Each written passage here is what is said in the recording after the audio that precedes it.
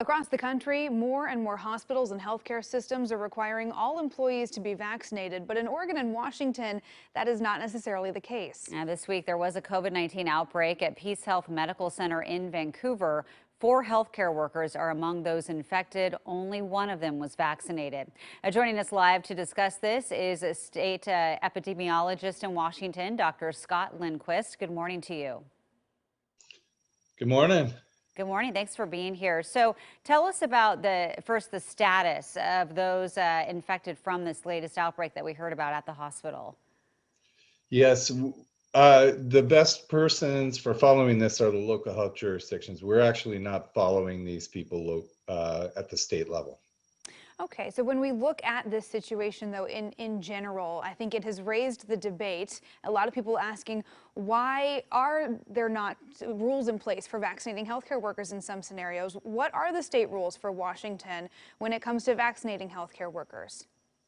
Yeah, so it's really an obligation of the healthcare worker to protect their patient. First, do no harm is a pledge that we all take as physicians, and that really should apply here. I mean, each of us should be doing what's the best interest of ourselves, our patients, and our families. And so that is probably the overriding principle. Personally, I feel it is the right thing to do to protect myself, to protect my patients. I'm still a practicing physician. But one of the problems with this vaccine is it's an emergency use authorization. So it is not a fully FDA endorsed or approved vaccine at this point. And that is a lot of contention. That is what folks that don't want to have this vaccine mandated are pushing back on. Okay, so is there any sort of a loophole in the system where it could be required in the near future? I know in Oregon they're trying to do that. Is there anything in Washington like that? Yeah, employers can do that, and very much like the flu vaccine, that has been a practice that employers do require this of employees. And if the employee does not want the vaccine, then they must wear a mask at all times.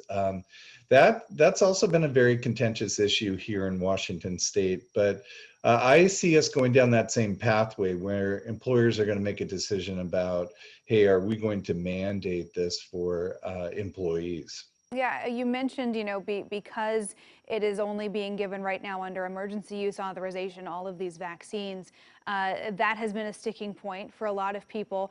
Does it change the conversation? Does it change what workers can ask employers to do if one of the vaccines or if all of these vaccines become fully authorized by the FDA?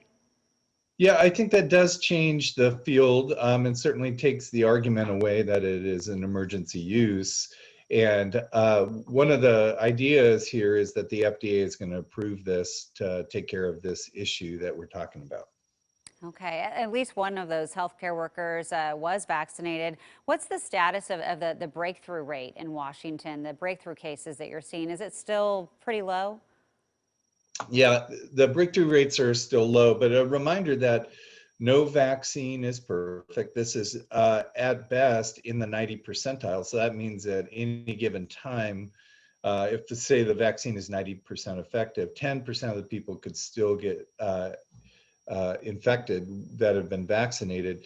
We do monitor these. We do model what numbers we should be seeing. We are in communication with the CDC about the breakthrough rate, and we are right where we're expecting it to be. So we're not seeing anything unusual. I think the only twist to any breakthrough is the appearance of this new variant, the Delta variant, and the question of whether this is going to be more aggressive against the vaccine. The vaccine is still efficacious against the Delta variant, but are we going to see more breakthrough cases with the Delta variant?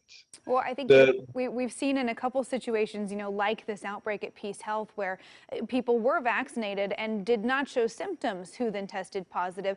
Is there a concern there that the breakthrough rate could possibly be higher because we may just have asymptomatic people never going and getting tested?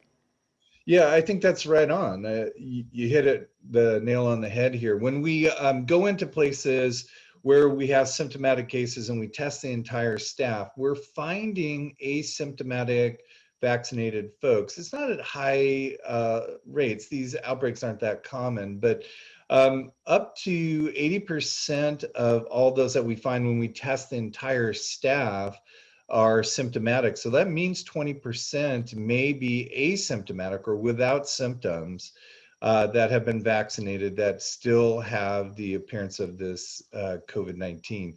So you're right. I mean, we could easily be missing a larger percentage, which I think is part of why our numbers are as low as they are in Washington State. Very interesting. Okay, Dr. Scott Lindquist, Washington State epidemiologist, thanks for your time this morning.